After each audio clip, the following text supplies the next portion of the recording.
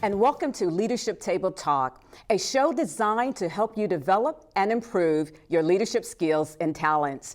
I'm your host, Dr. Mary Gillam. I am a retired Air Force colonel and former member of the Senior Executive Service Corps with the Department of Defense. Today, I want to discuss ethical leadership, why it matters. With me today in the studio to discuss this very important topic is Mr. Will Gunn, a retired Air Force colonel, an attorney, and the founder and chief executive officer of Gunn Consulting Services. Will, welcome to the show. Thanks very much, Mary. It's a pleasure to be here. You know, Will, as I was going over your background, it was just so amazing. So I think it's important at this time that we just share with the audience a little bit about your background. Well, thanks, Mary. I would go back to my earliest days of growing up in South Florida. I was blessed to grow up in Fort Lauderdale, and then after graduating from high school in 1976, it's hard to believe, it's been nearly 40 years, but I attended the Air Force Academy after receiving a congressional nomination. I was in the first class that included women, and I had some amazing classmates. After graduating from there in 1980, I stayed on at the Academy for a year, where I recruited students, particularly minority students. And then I went on for 2 years as a contract negotiator. In 1983, I was blessed to be selected for a program called the Air Force Funded Legal Education Program. And so I entered Harvard Law School. And after 3 years at Harvard, I entered the Air Force JAG Corps and went on over the next 19 years in a variety of jobs, the last of which was an incredibly interesting one. I was selected as the first ever Chief Defense Counsel in the Office of Military Commissions. In other words, I had responsibility for making sure that detainees at Guantanamo Bay, Cuba prison camp, received defense services. Wow, fantastic. Oh my goodness. Yes. Go ahead, So please. After I retired from the Air Force in 2005, a decade ago, I had the opportunity to run the local affiliate of Boys and Girls Clubs of America, which is Boys and Girls Clubs of Greater Washington. I stayed there for about 2.5 years, and then I opened my own law firm. After an abbreviated period of time, I was offered an opportunity to come into the Obama administration, and I was nominated by the president to serve as the general counsel for the United States Department of Veterans Affairs. In other words, I was a chief lawyer at the Department of Veterans Affairs for 5 years. I left the department this past summer, and now I'm, as you mentioned, I'm the president and CEO of Gunn Consulting Services, an independent consulting firm. Well, Will, you're the perfect person today to talk about the subject, ethical leadership. You know, when I wrote my last book, Gifted to Lead, 4 Steps to Releasing Your Leadership Potential, I partnered with an independent survey company to do a survey, and the topic that kept coming back was ethics, ethics, ethics. So, as an attorney, how would you define ethics?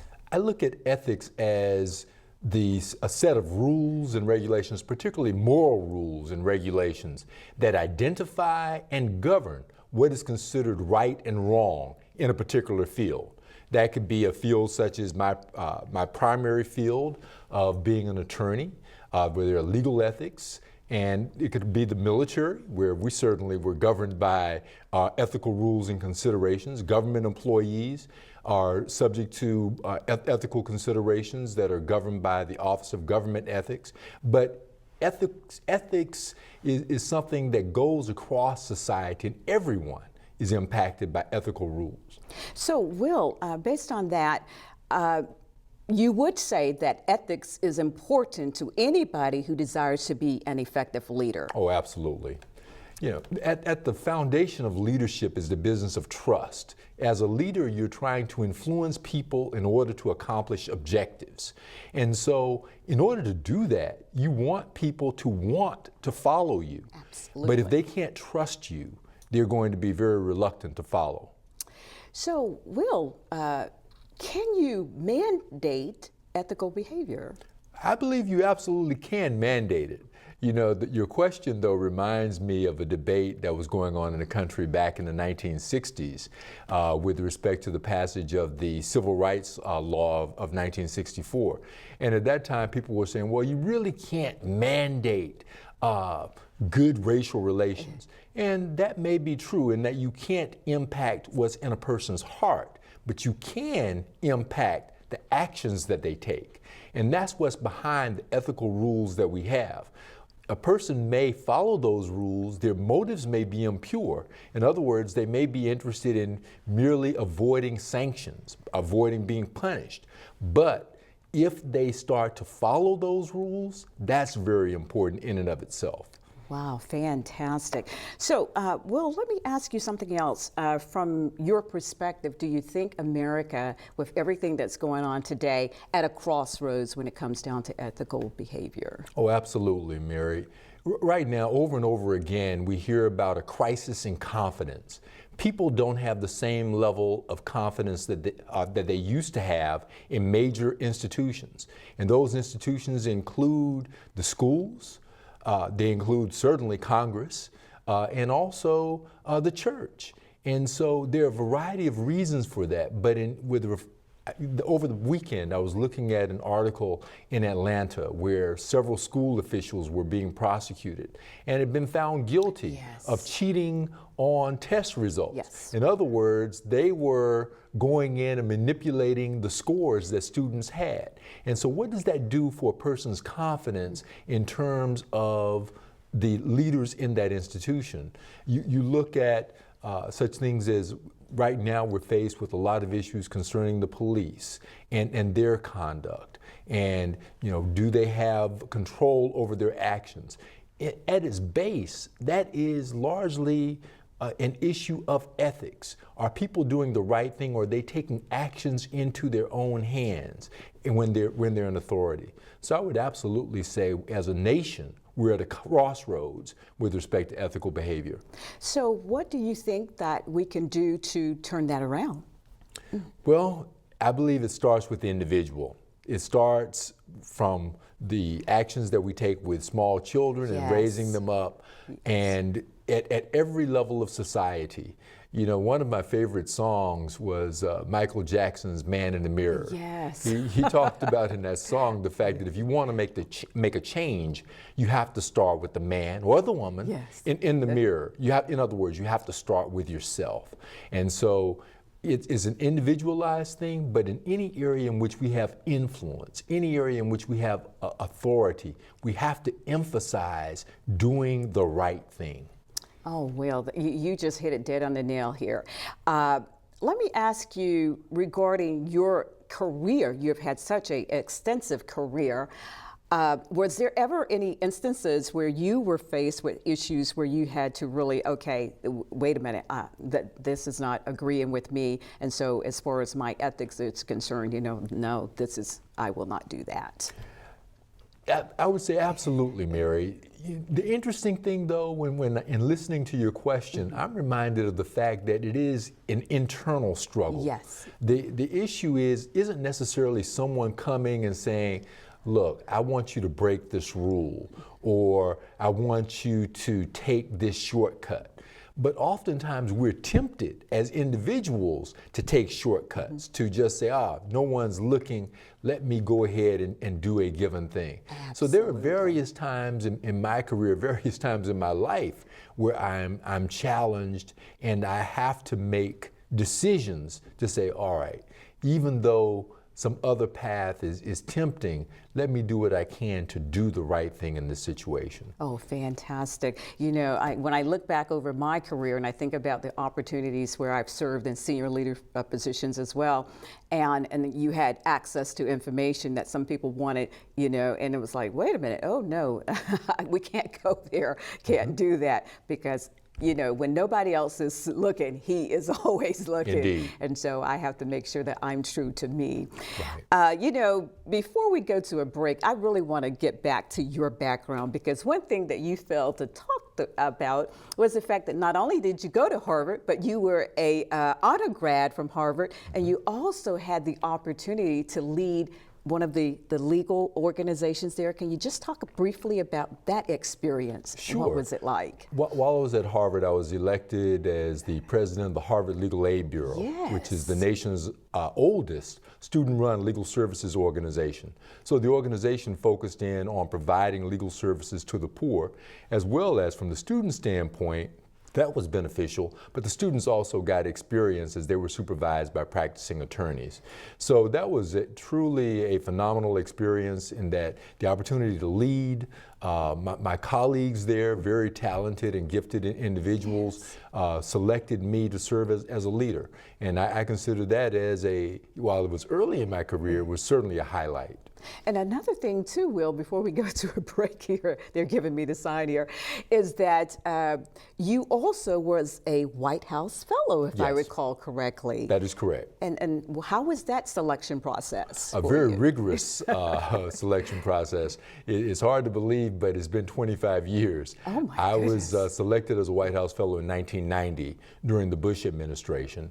And I had to respond to a series of essays, go through various interviews, and ultimately I was selected as a fellow, one of 12 during my year, and I went on to serve in the White House of President George H.W. Bush. Okay, so given your experiences, would you say that the military helped to prepare you for a lot of the senior level jobs that you've had post-retirement from the military? Absolutely, absolutely. The military, I think, prepares anyone, particularly if you have the opportunity to lead in the military. It's very serious, the work that members of the military are called to do. Ultimately, one can be called upon to pay the ultimate sacrifice. But I had great jobs, great opportunities in which I had opportunities to lead early on, a great deal of responsibility early on. And that has continued since in the 10 years since I left the military. Oh, it looks like we're coming up on our first break, but we will take and continue our discussions after the break. So please stay tuned and we will get back with you. Yeah, I just wanted to call and say it's riveting. You know, it's exciting television, even though the set falls down sometimes. The most stimulating and rewarding television viewing I do. Been watching it for years. It made a huge difference in my life. The program was excellent. This is the second time I've seen it. I would love to get the tape. He's great. I'd like to see him do more. Please encourage him. I just wanted to say how wonderful it is that Fairfax County residents get to see their other cultures. I found this show very offensive. In fact, it was revolting. I was astounded watching the show. It was simply unbelievable. I watch this channel from time to time. Great that there are local people doing this kind of thing. And thanks for existing and bringing us this kind of programming. Do you have something to say about the programs on Channel 10? Call our viewer comment line and leave us a message telling us what shows you liked, what you didn't like, or if you need more information. Welcome back to Leadership Table Talk. My guest today is Mr. Will Gunn, and boy, has he been exciting. I hope you did not miss the first half of the show, because if you did, you gotta go back and watch it. And Will, you know, before the break, we were talking about some of your experiences and stuff when you were in the military, some of the things that actually helped to prepare you for leadership. Can you talk about some other things that may have impacted your ability to lead? Well, certainly. You asked about my experience as a White House Fellow. Yes. And so that was a phenomenal experience. As a captain, I was a captain when I was selected for that program. I had about a little over 10 years of service at that point in time. And lo and behold, I had the opportunity to go work on the White House staff. And that was phenomenal. I worked in particular in the Office of Cabinet Affairs, which was part of the Executive Office of the President. And while there, I had responsibility for staying in touch and being aware of issues that cabinet secretaries were facing. I had a portfolio of agencies that I had responsibility for, including NASA, the Department of Veterans Affairs, and a few others as well, and including the Department of Transportation.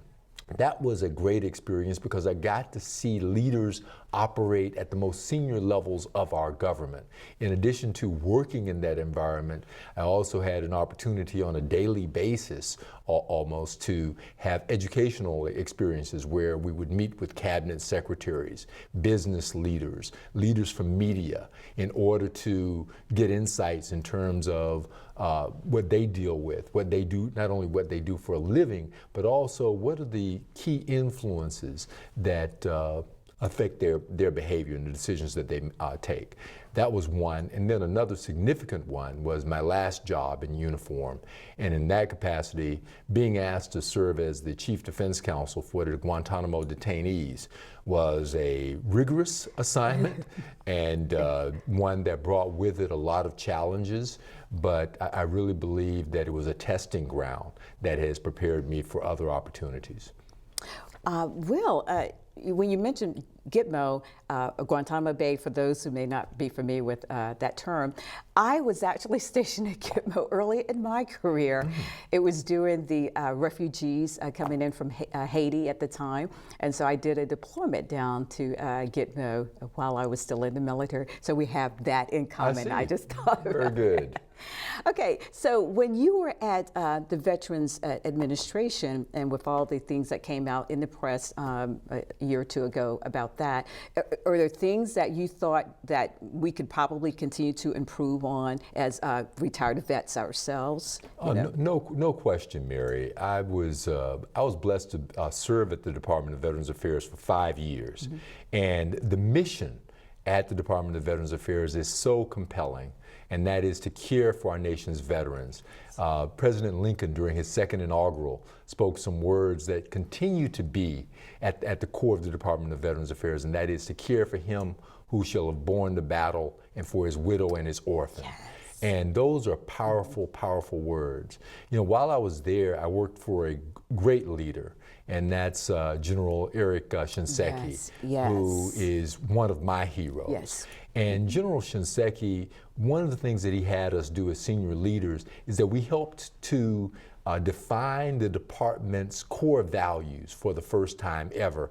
The department, when we got there in 2009, the department didn't have core values that applied across the board. At least they weren't clearly defined.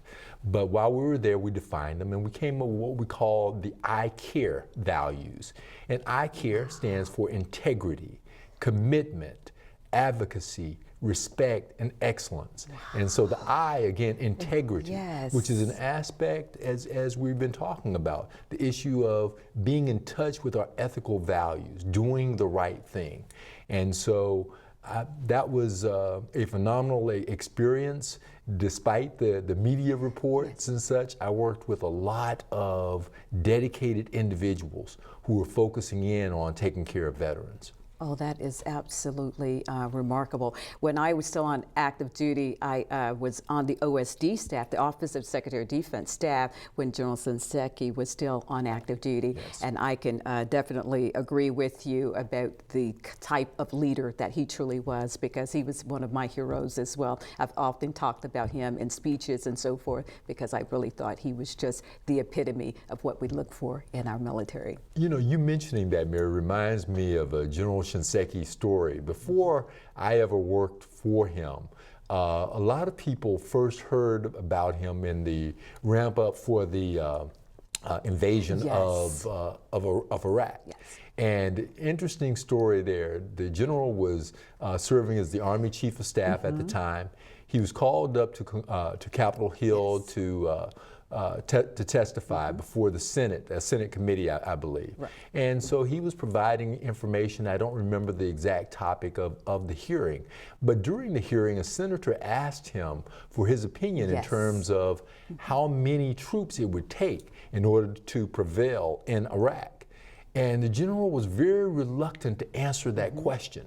He was torn because on the one hand, he had his professional military opinion, but his professional military opinion did not match with the opinion of people that were in his supervisory chain, the civilians that ran the Pentagon, including the Deputy Secretary of Defense and the Secretary yes. of Defense. Mm-hmm. And so he tried to avoid answering the question, but the senator insisted and asked for his professional military opinion. Being faced with that, he did what he believed was, and what I believe was the right thing. Right. And he answered the question. And his answer was that he believed that it would take hundreds of thousands of troops to go into Iraq in order to prevail. Well, officials in the Bush administration at that time, including the Secretary of Defense, were saying that no, it would take much lower levels of military engagement on our part in order to prevail. And so the story is told that before General Shinseki could get back to the Pentagon from Capitol Hill, he was already persona non grata. And administration officials were taking exception to his remarks and saying that he didn't know what he was talking about, that he was exaggerating the figures and things along those lines. He never said a disparaging word about his leaders, but history later proved after the insurgency in Iraq that he was absolutely right. Will, that could not have been a better example to exemplify what we have been talking about today, because I recall on many occasions where a lot of Army officers and others who talked about the fact that the general did just that. No disparaging comments. He definitely, even though you and I both served in the Air Force, he was truly what I call the epitome of a great soldier, a great leader, because he did what he thought was the ethical and right thing to do. And that's why I think it's so important that we continue to educate our young leaders that are coming up behind us, what I call our future leaders, on the importance of ethics. Yes. Because a lot of times people are so willing to get to the top that they don't care what they do to get there, and as a consequence, they throw their ethics out the window. Would you agree with that? Oh, absolutely, Mary. Earlier you asked me about some of the ethical challenges that I face personally, and I'm reminded of a situation that I faced back in 2002. In May, so it's been nearly 13 years now, but in May of 2002, I was on international travel. I was a student at National Defense University here in the DC area and at Fort McNair. And I was attending a school that was called at the time Industrial College of the Armed Forces. So my class was on a trip down to South America. I was in Buenos Aires, Argentina. I had been touring factories and various facilities while there.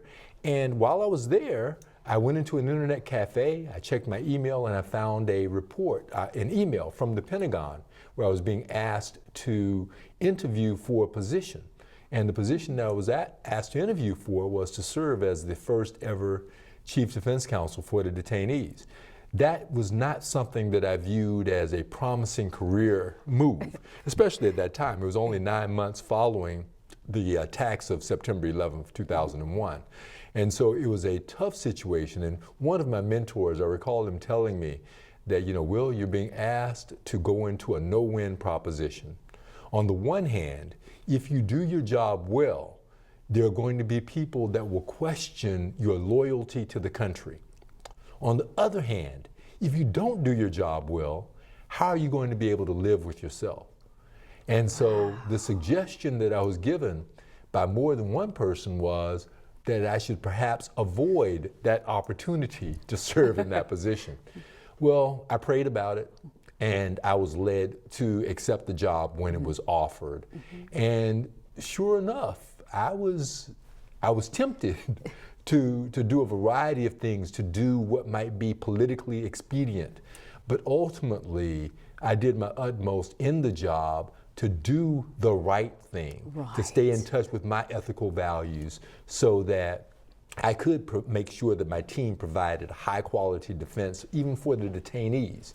And so I believe that doing the right thing always pays off. Absolutely. Well, Will, you're the perfect person, like I said before, to just talk about such an important topic as ethics. But I don't want to get out of here without giving you an opportunity to talk about what you're doing now. So can you just kind of give the audience a little bit about what you are currently doing? Sure, Mary. I operate my own independent consulting firm, And I do two things primarily. One is I assist businesses that want to do business with the federal government or that are currently doing business with the federal government.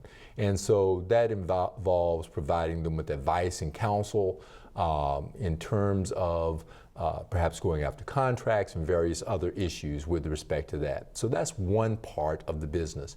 The other part of the business is very much related to what we've been discussing, and that is providing leadership training and leadership development training in particular, as well as executive coaching. And so leadership is one of my passions. Yes. And so through my company, Gunn Consulting Services, I've been given opportunities to speak. I've been given opportunities to make presentations to help individuals to fine-tune their leadership skills. Absolutely. So how can people reach out to you? What is your website? My website, I can be reached at WAGUNN or WAGUNN.com. And I can also receive emails at will.gunn@wagunn.com. So either one of those. Absolutely, because Will, I just have to tell you, you have been the perfect guest to come on today, and I just want to thank you for taking time out of your busy schedule to come and be a part of the show today. And I also want to thank you, the listening audience, for tuning in to our show today. I hope that you have been able to be inspired by not only our guests, but by the information that we have shared with you about ethical leadership. So if you have any questions at all about today's show, please contact me at my website, www.m2gleadershipbiz.com. Again, thank you for watching, and I will see you again next time. And this is Dr. Mary Gillam. Bye-bye.